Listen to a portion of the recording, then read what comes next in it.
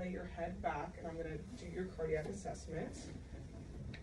Once you lay back, I am just going to check out her JVP. There's no signs of any pulsations, no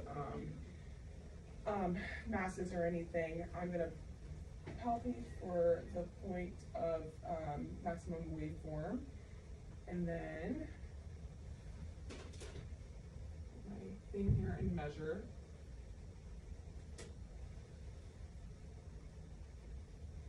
So this is less than 1, it's like at 0.5, which is normal. And now I'm going to listen for any worries with both my diaphragm and my bell.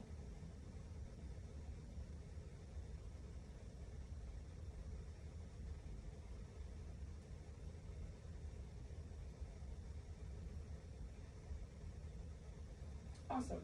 So now I'm going to your chest, and I'm going to palpate your all the cardiac points: aortic, pulmonic, Erb's point, tricuspid, and mitral. I was able to hear or able to feel S1 and S2 in all of those. Her point of maximal impulse is in the fifth intercostal space, interclavicular line. And then I'm going to listen, use my diaphragm for S1 and S2.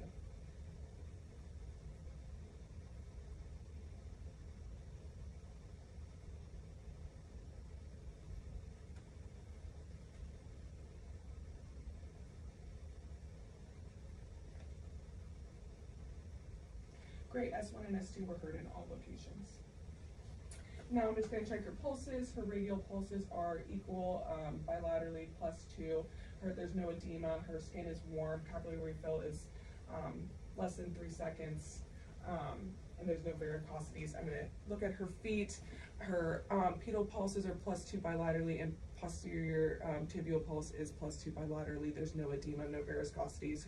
Her skin is the same color on both her upper and lower extremities. Her hair is evenly distributed, and capillary refill is less than 3 seconds, as well as on her feet. Next, I'm going to take a look at your abdomen. So I'm going to put your gown up. There's no signs of any herniation. There's no lumps or anything on her stomach. Her stomach is flat. And then I am going to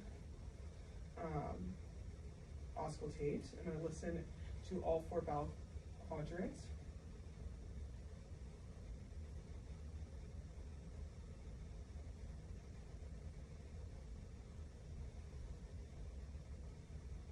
I'm going to listen to the aortic, renal, and iliac arteries, which are all heard. I'm going to percuss her stomach. Her bowel sounds were active on auscultation and they're tympanic. I'm going to test for liver span. So basically, do you want to take a big deep breath in and holding it? So I'm just going to percuss until it's dull, which is right there, and do the same. And then I'm going to measure it. It's around 4, which is normal. 3 to 4. You can let out your breath now. And now I am going to test for CVA tenderness. So can you just sit up real quick? I'm going to strike your back with my ulnar side of my wrist and just let me know if you feel any pain. Any pain? No? Okay. If you felt pain, that would be a sign of some sort of kidney injury. Now I'm going to palpate your abdomen using the light to deep touch. Let me know if there's any pain or tenderness. No pain. Awesome. Perfect. And then I'm going to do 3 specialty tests, 2 for appendicitis, rebound tenderness. So I'm going to go deep down and jolt back up. Was there any pain? No. And then Robic sign, I'm going to palpate on this left side. Is there any radiating pain to the right side? No. So if she had radiating pain to the right side, that would be a sign of appendicitis. Or if rebound tenderness as I was coming up on my hands. If you felt pain at that point, then that would be a sign. Now I'm going to do Murphy's test.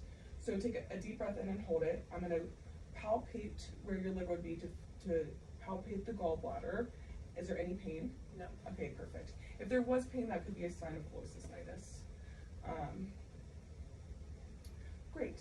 So now moving on to musculoskeletal. So since I have you here, actually, you can sit back up.